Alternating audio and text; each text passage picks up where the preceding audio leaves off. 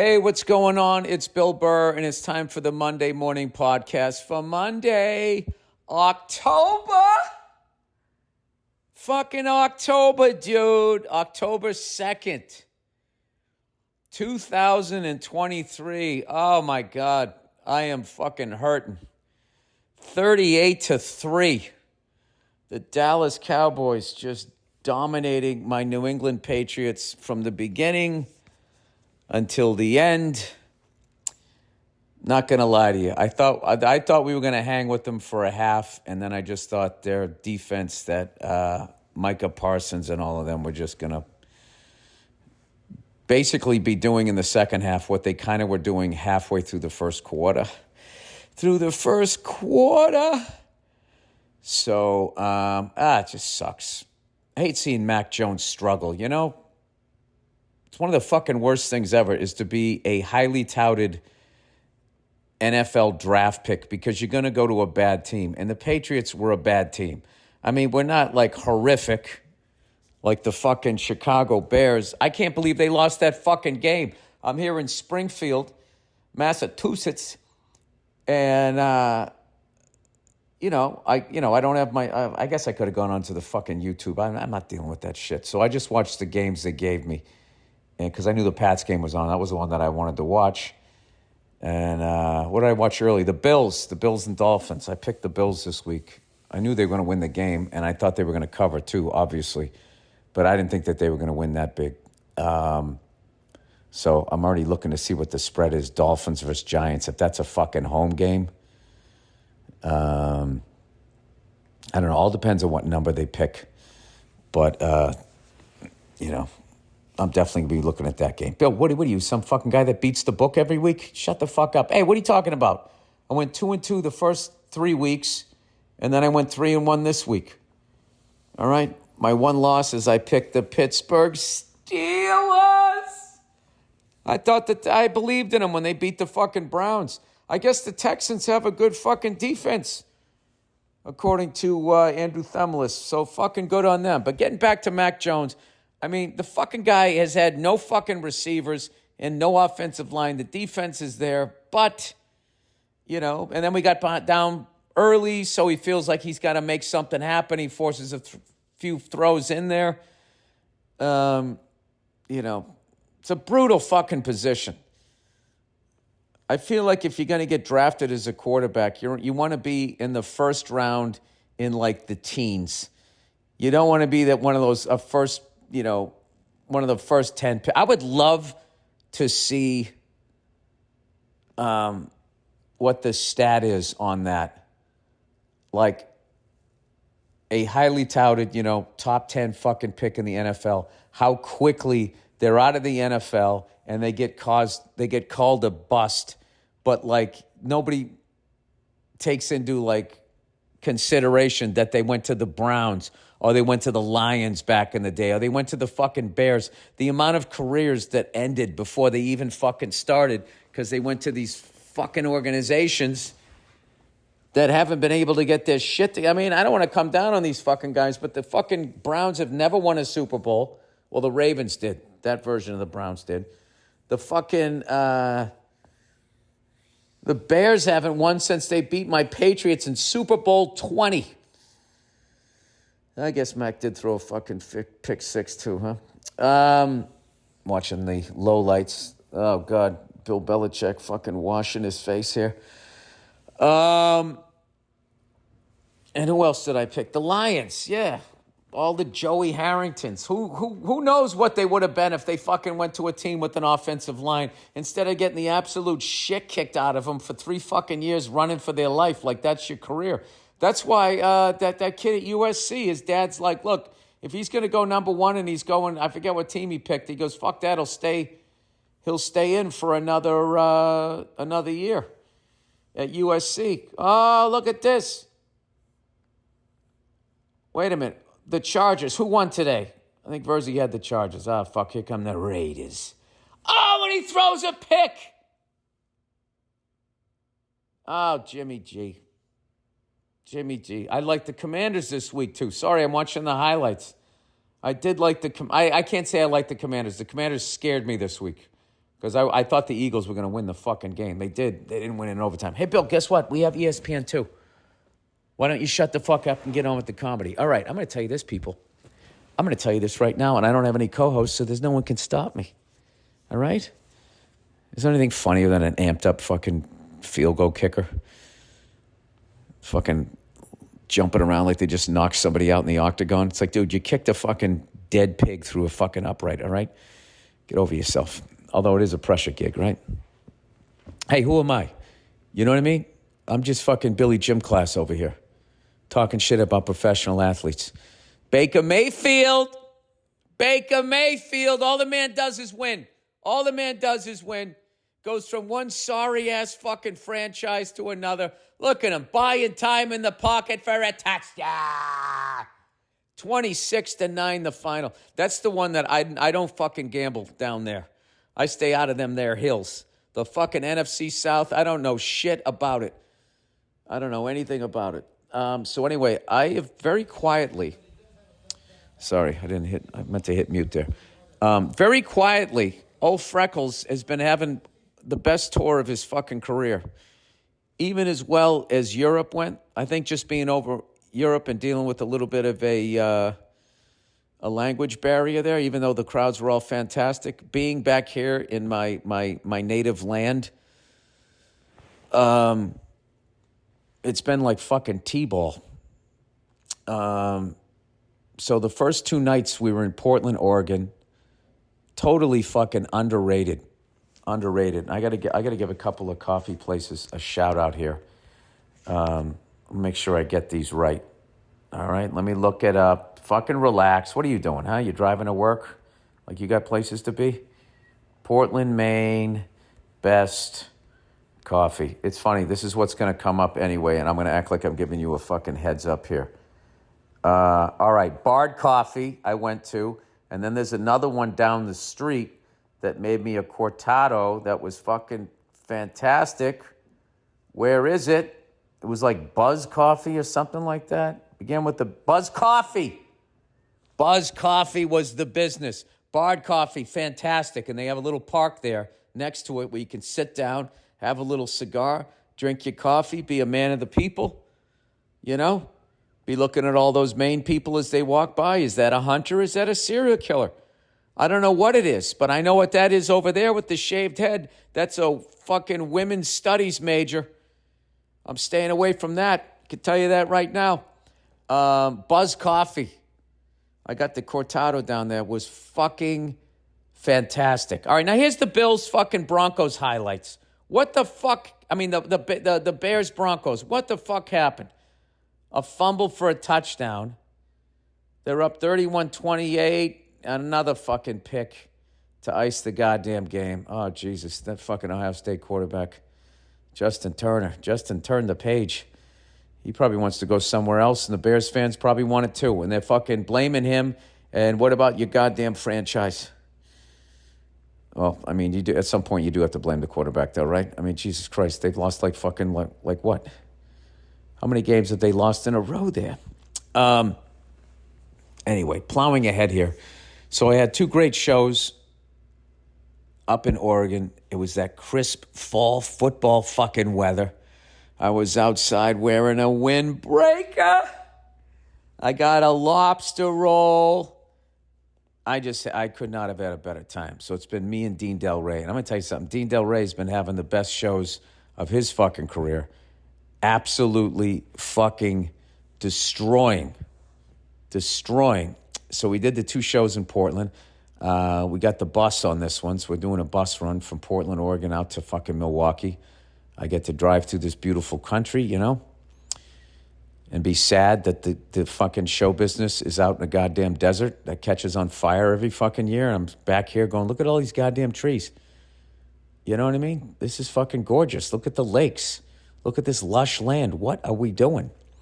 But it is what it is, and I got to play the game. So anyway, after we finish the Portland, Oregon gigs, we drive down to Manchester, New Hampshire, where I used to do gigs all the time. I used to do that High Five gig. But on the way, two guys, cigar company, had a midget wrestling event, and I was the surprise guest announcer with the great Tony V. And they had this thing in a field on somebody's farm, and under the tent, everyone was smoking cigars. It looked like it was 1923 instead of 2023. And then these midgets came out and just beat the fucking shit out of each other in this smoky environment. It did not feel legal. I mean that in the nicest way. And they brought some food trucks up, and one of the food trucks, believe it or not, was from the fucking Kowloon in Saugus. I got to tell you guys this because people do not understand. There is no fucking Chinese food in this country like the fucking Chinese food that is in New England, specifically in the Boston area. Okay? We have most of the shit that you guys have, but we have a couple specialties that aren't around. Chicken fingers, crab rangoon, and what else? There's something else that you can't get. The way they do the fucking egg rolls is different. Oh, fuck, there's one other thing, and we ordered it, too. I had crab rangoon, chicken fingers, I had the egg rolls, and then I went out and I watched the midgets kick the shit out of each other. I know there was something else, but they have, like, the spare ribs and all that. But if you come up here, if the Kowloon's still open because they keep saying that they're closing, but every time I come back, they're still open. And then my spot in Dedham, on Route 1, I heard that place just closed. The Pacific Hut or something like that. I can't remember. But you got to get the crab rangoon, because what's his face? Dean's from out west, and he had the crab rangoon. He's like, dude, what the fuck is this? I'm like, this is New England fucking Chinese food. And I'm telling you, it comes from mainland China, and they're trying to kill us. But it's fucking delicious. All right? I think it's it's sort of like germ warfare, but they respect that that's illegal. So instead, they just try to kill us with, like, heart attacks, you know? So we go down to do the midget wrestling event. And it's me and Tony V. And let me see if I remember the names here. There was the Bronx Thug. There was the Hollywood Savage. There was Meatball. And, oh, my God, who else? It was that little Captain America dude. And then there was the Flying High kid. I forget all of the fucking names, but we were giving him shit, and they were yelling back at us. Like, I pissed Meatball off so much, he was asking me to get in the fucking ring. But but I also watched enough wrestling, but I also know that he's like, I'm going like, is this guy just doing this to get the crowd going, or is he seriously fucking upset with me? But I met him afterwards, and I got a great picture with him, and he was totally cool. And I was sitting smoking a fucking cigar with Tony V outside the tent, and we're just fucking laughing before we even get out there. And I just look at him, I was like, dude, this gig is every fucking reason why I got into this business. I did not want to have a real job. I just wanted to have fun hanging out with a bunch of people that wanted to do that. And that's 100% what that event was. The fucking crowd was amazing. First of all, the midget wrestlers were fucking amazing. There was an afternoon gig, and they went all out like it was a Saturday night. They were beating the shit out of each other. They were suplexing each other. Meatball did the fucking stinky face. I mean, it was just fucking next level. You know, the referee was fantastic. Just did not have control of it the entire fucking match.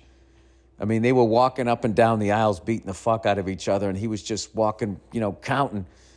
But he wasn't doing it. Like, perfect wrestling referee. And, people gave me like 1,000 fucking cigars, most of which I'll bring down. I put a humidor down the Comedy Store, so I bring it down there for the other comics also, so I don't smoke 1,000 cigars. I only spoke 1,500 of them. 2,000, 1,500. That would have worked better, Bill. Oh, Jesus. So there was just some fucking classic lines. I believe their podcast is going to put some of the audio up. It was funny. I sent the pictures to Nia, right? And she was laughing. She goes, that's hilarious. I go, oh, man, it was so much fun. She goes, great. She goes, that's the last time you're doing that, right? Women just don't get it. They just don't get wrestling. And you know what? In defense of them, I get why. I get why they don't get it. But, I mean, I walked out of there and all I said was, I'll see you next year. Like, I'd pay you to do that gig. It was just, I love, I forgot too. Tony ended up being in town. I just randomly called him up. I think he had an audition or something. I said, Tony, I'm in the North End, my favorite place in Boston, right? I'm in the North End. And he goes, I'm right around the corner, got an audition or whatever, and he fucking came over. We got a cup of coffee. We went over to Polcari's. Shout out to Bobby over there. He gave me a pound of fucking ground up Italian blend coffee for free that I'm going to bring home. And he gave us an espresso on the house. So thank you to him. And we just stood out on the sidewalk at like fucking 9:30 in the morning, smoking a little cigar, drinking these fucking espressos, just fucking talking with the locals, talking about the old days and everything. We could not have had a better time. So, anyway, last night, then we went up in Manchester, and I brought a drum kit along so I can, what little things I know. Oh, did I mention that to you guys? I got this thing that I've been doing. It's a combination of something that I learned from J.P. Bouvet, his Bouvet. He has an incredible fucking website with just anything that you would ever want to learn or anything that could just set you off. I just love the way he teaches. He breaks it down, and then he really encourages you to like make it your own and break off. And it's like Mike Johnston does the same thing out of Sacramento. And I've always loved guys like that. And Dave Elich, another guy, same thing. So I just sort of combined what I was telling you guys about, that Bonham lick, that right-left kick or right-left kick, however you play it, but you play it as 16th notes, quarter on the hi-hat, so you get a 3 against 4 thing going. And I go in and out of playing quads and then throwing in a random, 4 single strokes. And I've just been religiously sitting down for 10 minutes every day doing that. And I'm starting to hear patterns, pieces of like a solo or whatever. And I just play along to a click, and I just try to actually listen to what I'm playing, and I go in and out of it or whatever. But I've always wanted to be if I could free myself up on the drums the way I free myself up as a comedian. I'm trying to use some of the shit that I did as a comic and some of the shit these drum teachers have taught me. And I've been having a fucking ball. First time, I still look like a complete jerk off when I'm playing. I always feel like I'm fucking slamming and fucking rocking out. And then I will videotape myself and I look like I'm playing on a fucking toy drum set. So I need to work on that too. Look at Michael Strahan's suit, man. I fucking love that. Oh, Billy's been out here too, hitting the fucking gym, getting the protein with the greens, doing the right thing out here. Doing the right fucking thing out here. Yeah, I'm going to come back. I'm going to get rid of this last little bit.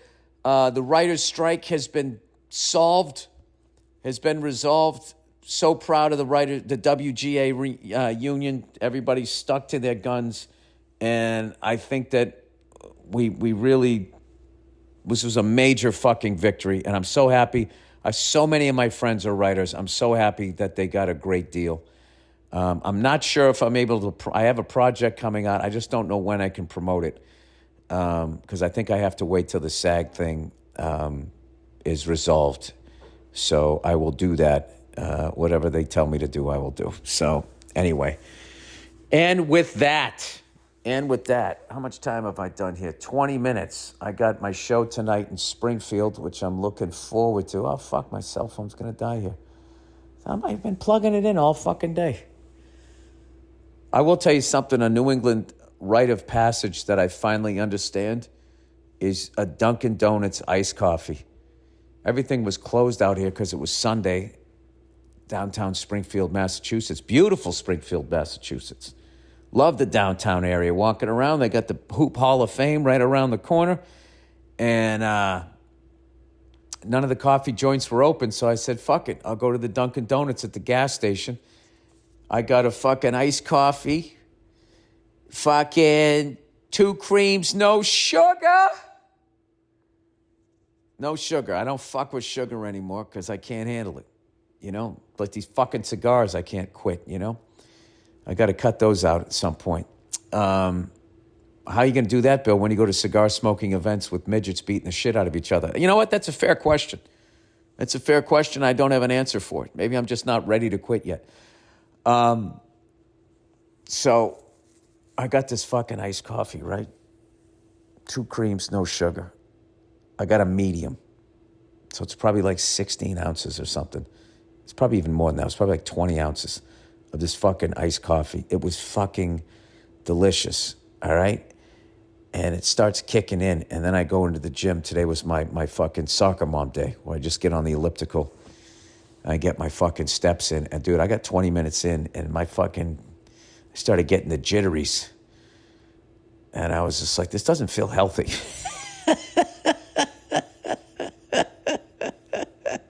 And if I was a woman, I would have listened to my body, and I would have got off the elliptical, but I'm not. I'm a fucking man, so I ignored it. And I kept going, and thank God nothing happened. I've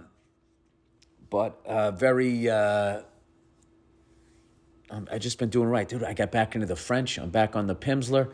The furthest I ever got with it was 10 lessons into level 5.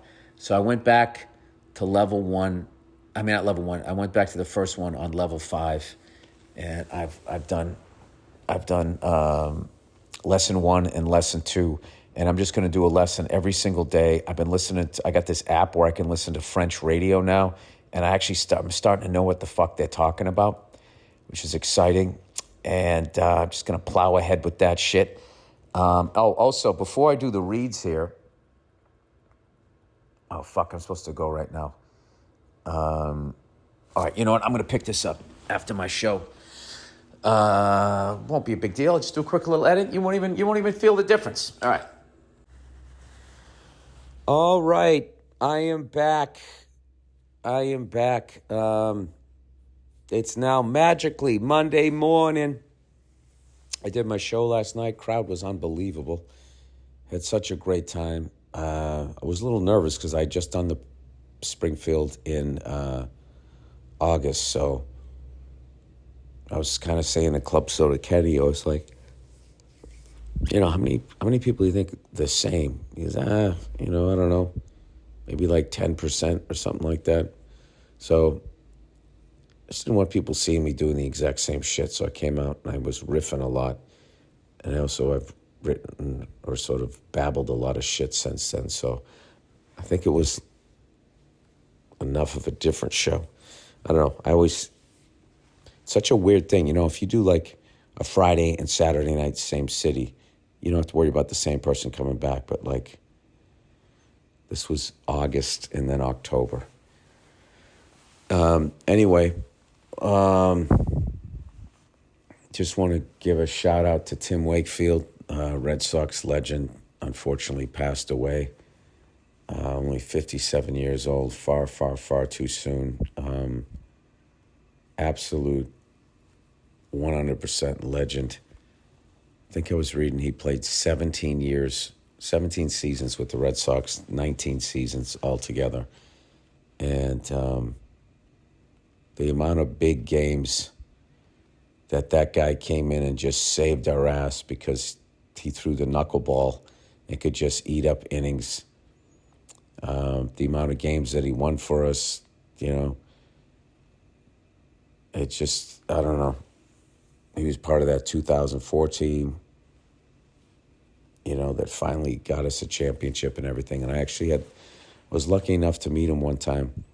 Of course, it was a charity event, and he was really big on doing stuff like that. It was him and Jason Veritek had come down to the Comedy Connection in Faneuil Hall, and I got to thank both of them for 2004, which was a huge thrill.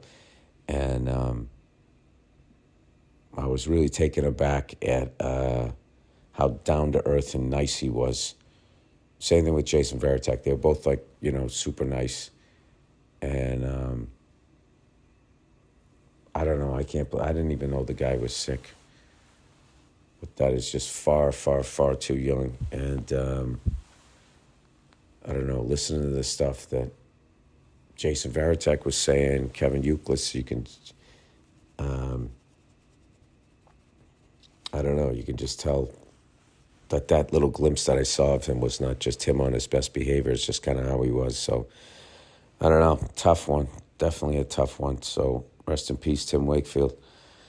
And with that, where do you go from there? I'm not going to try to do comedy, so I'll do the subtle comedy of me reading out loud, doing advertising reads.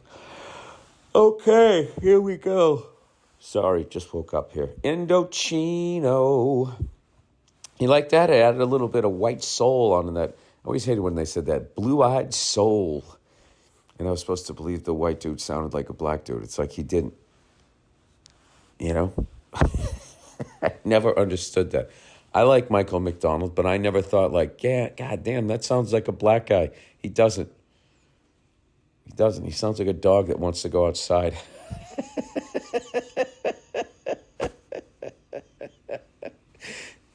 I'm sorry. That's just somebody I always tease my wife about. I love Michael McDonald, but the level that my wife loves Michael McDonald, you know, it's just, it falls into that Star Wars thing. I trash Star Wars just because people like it. I do the same thing with Bruce Springsteen. I have a friend of mine that loves Bruce Springsteen. And I always say, yeah, I saw him. You know, he's pretty good. What do you mean? What do you mean? He's pretty, you know.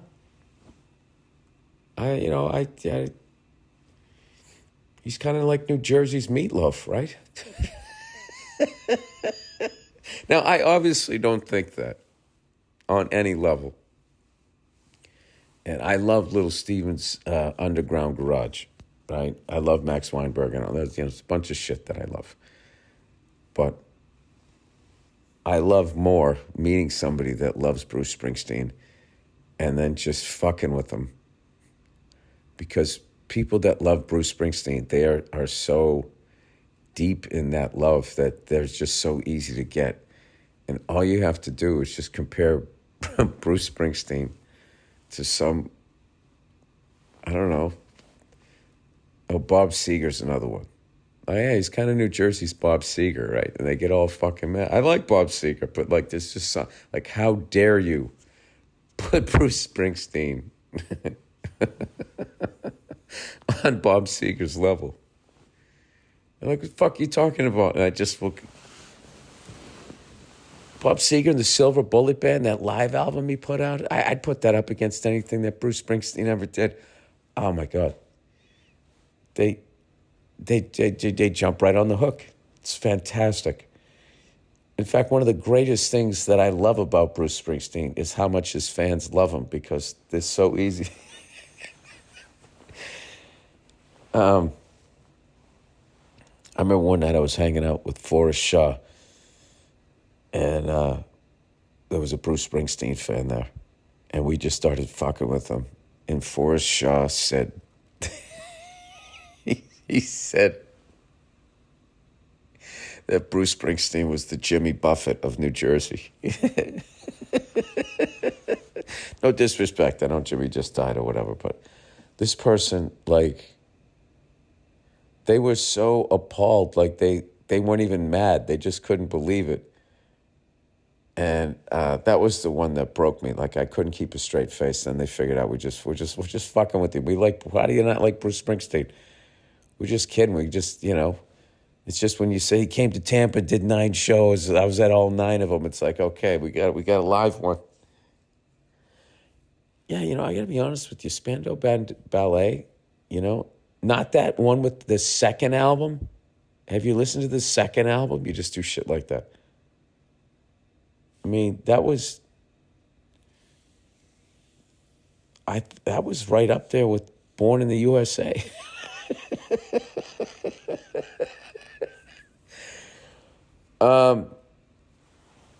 Anyway, people have that. People can do that shit with me. Bartnick does it with me. I finally figured out that he was doing it, so the game was over. But he would keep bringing up Ulf Samuelsson. He would do that, What's another thing used to get me going? Oh, Deflategate. That still gets me going. People do it to me too. Oh, they fucking... All Samuelson's in our Ring of Honor. What the fuck? I would just start losing my shit. Anyway, enough with fucking with people. Do you guys do that to anybody in your life? I'm sure you guys have something, some band that somebody loves. All right. Well, I remember one time I met this woman that had she had the band's tattoo right on her fucking forearm. And I was just like, oh, that's all the information I need.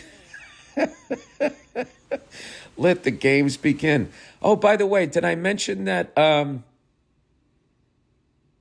going to be in Reno at the Reno Events Center on October 28th with a man that should be getting the key to the city to Reno, Mr. Joe Bartnick.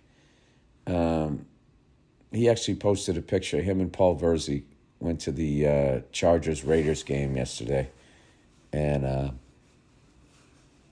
two of my favorite people in the fucking world at a football game, looking like they were having the time of their life.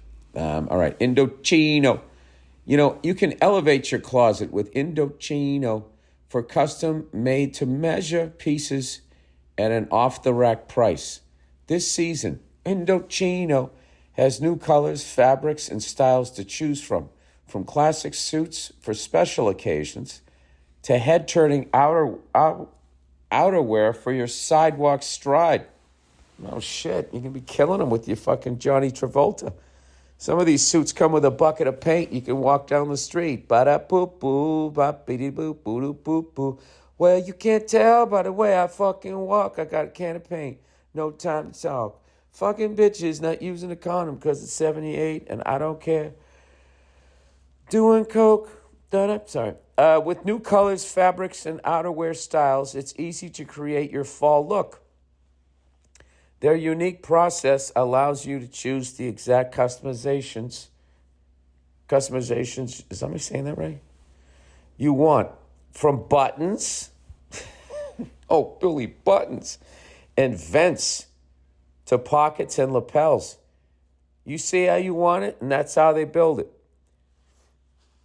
I would love to see the they.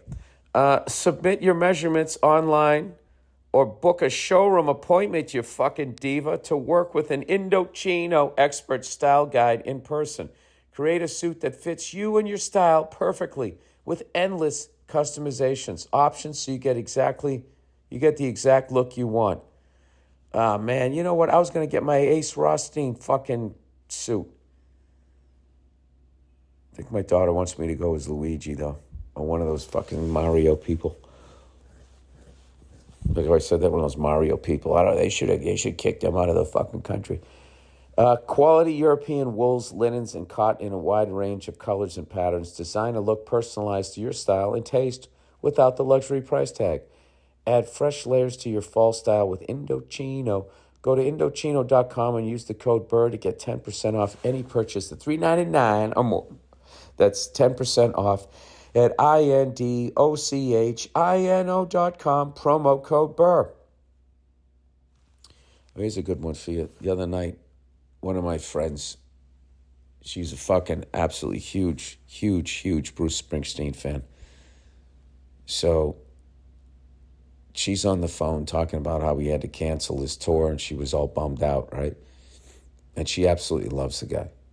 But she knows my game, that anytime I make fun of him, she just laughs because she knows I'm just fucking with her, right? And I actually saw Bruce Springsteen and the E Street Band at the most sterile fucking place you could ever go, the Honda Center in Anaheim, California, and the guy absolutely fucking destroyed.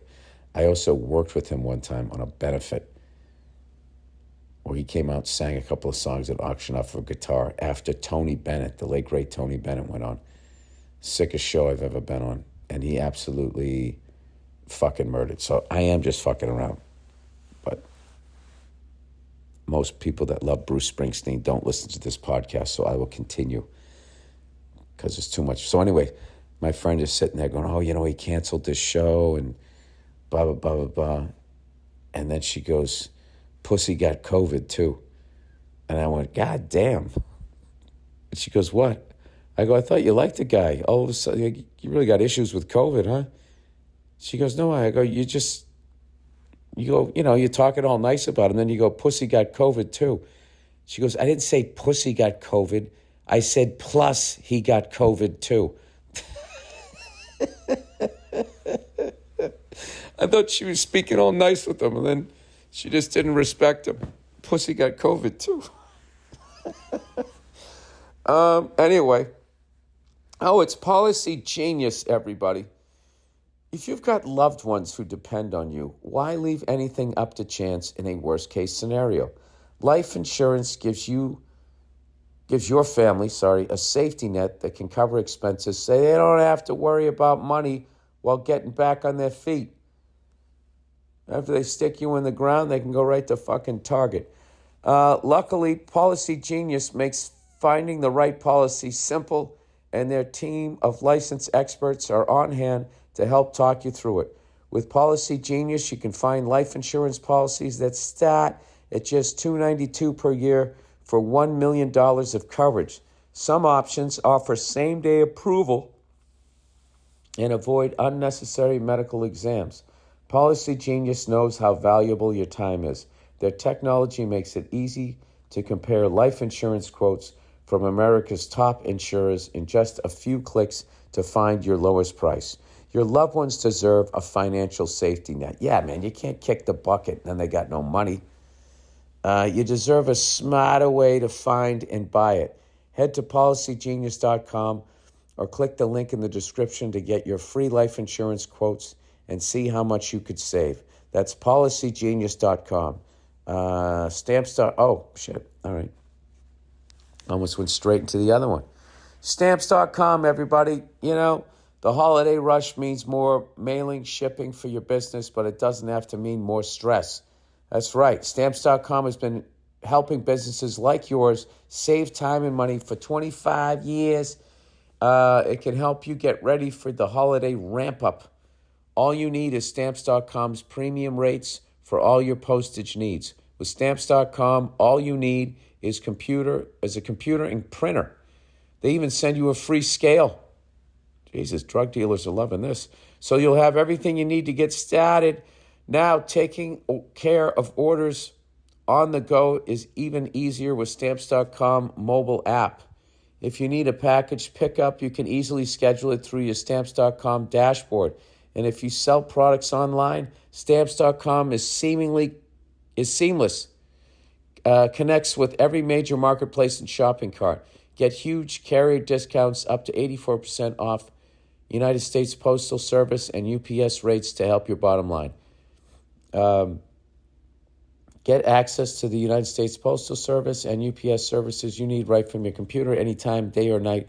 No lines or traffic, no waiting. I literally just said that. Get your business ready for the holiday rush. Get started with Stamps.com today. Use the promo code Burr, B-U-R-R, for a special offer that includes a 4-week trial plus free postage and free digital scale. No long-term commitments or contracts. Just go to Stamps.com, click the microphone at the top of the homepage, and enter the code Burr. All right, and with that, let's get to your questions for the week, everybody, shall we? Why should it just be me running my yap when I can run my yap reading shit that you said? Oh, New York City flooding. Hey, Billy Flood Pants. I'm sure you saw the flooding in New York City this weekend. I didn't. I don't watch the news. I also missed that smash and grab that those fucking kids did at an Apple store, and some idiot filmed the whole thing. I mean, all of them just lost the right to vote for the rest of their lives.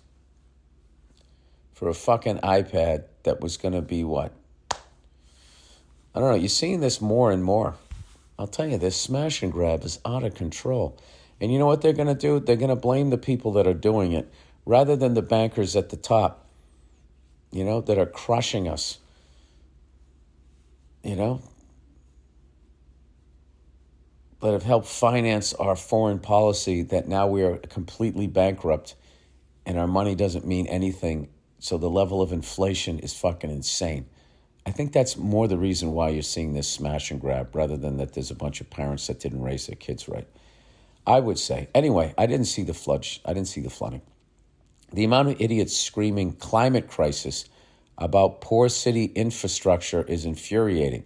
New York City has long been overdue for major infrastructure changes, but never seems to have the money. You know, as much as a lot of people didn't like Giuliani, you know, he did a great job with infrastructure as far as like, you know, the cabs and the subways and all of that. And to watch it slowly going back to the fucking 70s, I just think it's the ebb and flow of New York City. This person says, our cities are falling apart. Bridges, sewage, and drainage, etc. The amount of rainfall we got this weekend was paltry and nothing out of the ordinary. It's a totally separate issue. I miss living in a small town where people who run the town actually give a partial shit about the well-being of things. Oh, you mean like those fucking evil redheads down there in South Carolina putting my people back a fucking 100 years? No, I like the small town vibe too. I have to be honest with you. That's why my back porch is my favorite thing, because I'm just looking out at trees. And I do know what you mean. Well, in defense of the people running the city, you know, what is there, 7-8 million people there? Everybody taking dumps. The fact that it even works is fucking amazing. Hopefully they turn it around, because as much as I make fun of the sports teams, I love New York City. I love America, and I don't want to see people get hurt, you know, with bridges collapsing. Look at me now. I'm on your bang. The fucking bridges are going to collapse. People are going to end up in the water. Well, hopefully they redo it. I mean, aren't like those subway tunnels like 100 years old? The sewage areas are like that too. If you got a paltry amount of rain and you still had flooding, I would think that at the very least they need to clean out those fucking sewage drains. Adopt a sewage drain in New York City. I feel like I have to sneeze. I did. Look at that, dude. I called it. Well, this is what I get for just rolling out of bed and doing a friggin' podcast here. All right. Egypt, everybody. Egypt. Hey, Billy talks a lot. Hey. All right, I do. You're right. Love hearing you talk about Egypt. There are a lot of mysteries about life in Egypt before the civilization fell to times in war. The entire area was lush and full of vegetation. No one really knows what use the pyramids had. Some speculate there was a dome on top of the pyramids of Giza, I hope I said that right, that directed the sun's energy through the interior that supplied them with a form of energy. In the late 1800s/early 1900s, British Egyptologists made their minds up about a lot of the history of the area, and much of it is now being proven wrong through carbon testing. Yeah, it's well, why the fuck are British people summing up what you guys did or what Egyptians did? It's so fucking stupid. However, most of them refuse to acknowledge this because it would render their books and careers obsolete. Also, to put it in perspective, the time between the construction of the Great Pyramids and the time of Cleopatra and the time between Cleopatra and today is the same amount of time. By the time she ruled, most of her own country's history was already ancient history to her. Wow. All I know is that they were crushing it over there, and I don't think they ever got their due. Same thing with like India, you know? I'm sure they get their due in their own books. They certainly don't over here. It's such a stupid fucking thing. Like, this racism and culture shit is just so fucking... Just give people their fucking due. All right? If they crushed it, give it up. Me TV. Oh, hey, Billy Bedrock. I just switched cable providers and finally have this Me TV channel you've been raving about. Oh, yeah, Heroes and Icons. There's some great ones out there. I got to say, it's pretty incredible. I've been watching Columbo regularly. Oh, that's my favorite. You know, just one more question. Just one more question. It's just one. You know what? There's just one more thing that's been bothering me. I used to watch that show with my mother-in-law, man, and we would just be fucking crack it up when he would fucking start walking away, and then he would come back. Oh, you know what? There was this one thing. This one thing that I mean, forgive me. I'm just having a little problem with. You know, you mentioned that you were in the car, right? So you're riding in the car, passenger seat, right?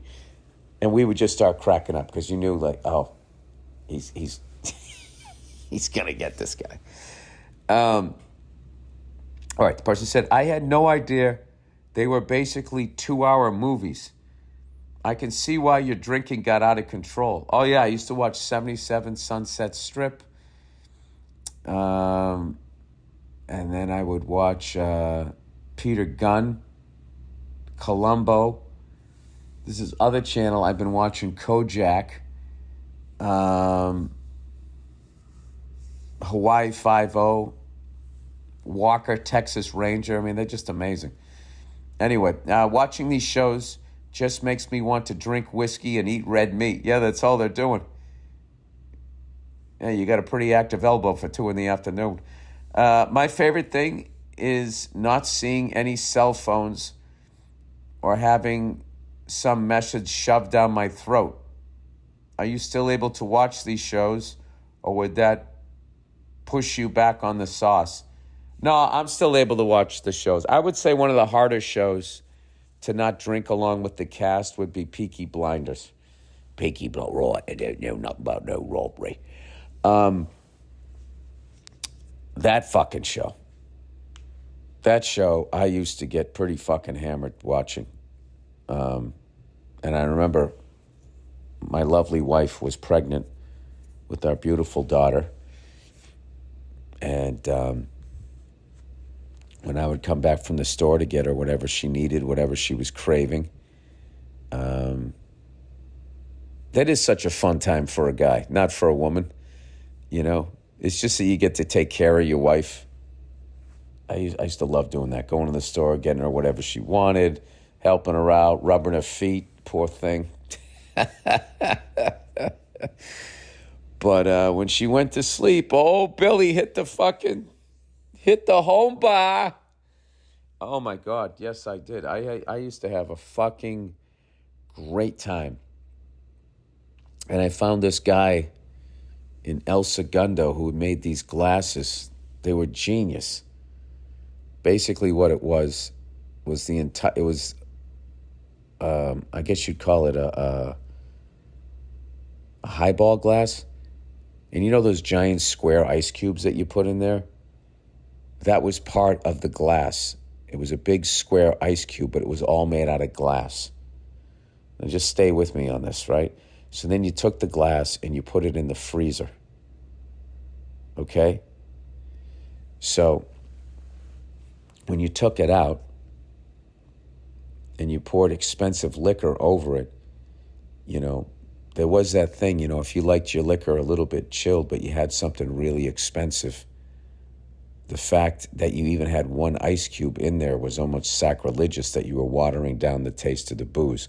So that's kind of also why you went with the big one, because I feel like the big one melted less, sort of brought the liquid closer to its temperature, you know? So this guy solved that problem by having the liquid, you know, not only the side of the glass, inside the glass was a glass ice cube. So the entire thing was being, you know, cooled on both sides without being watered down. So it was the best of both worlds, where the liquor was neat and you could taste the liquor, but it was cold like there was an ice cube in it. It was fucking genius. But I will say the glasses weighed like 5 pounds. So, and I have not used or seen those glasses since fucking 2018. I was a glasses guy for a while. You know, during the pandemic, when for whatever dumb reason I made the decision that I was going to be able to make like the perfect like Oreo cookie or chocolate malt. I ordered this fucking malt, and I just started making these things. And, I put on like fucking 20 pounds during the fucking pandemic. I'm finally getting it off, though. But I even went out and I bought the Sunday glasses, like you were at Friendly's or Brigham's, the ice cream places where I was. Johnny Rockets for you people out on the West Coast. Bob's Big Boy. Oh, I went to them all of those fucking chains. And, that was my shit for a while. I used to I got into all of that. There was something else. I every once in a while, I'll go in that cupboard and I'll open it up like on like Thanksgiving or something. We'll get the special plates or some shit. And I see all those glasses from all the different times. All my beer glasses. I don't have a lot of them, but I had a few.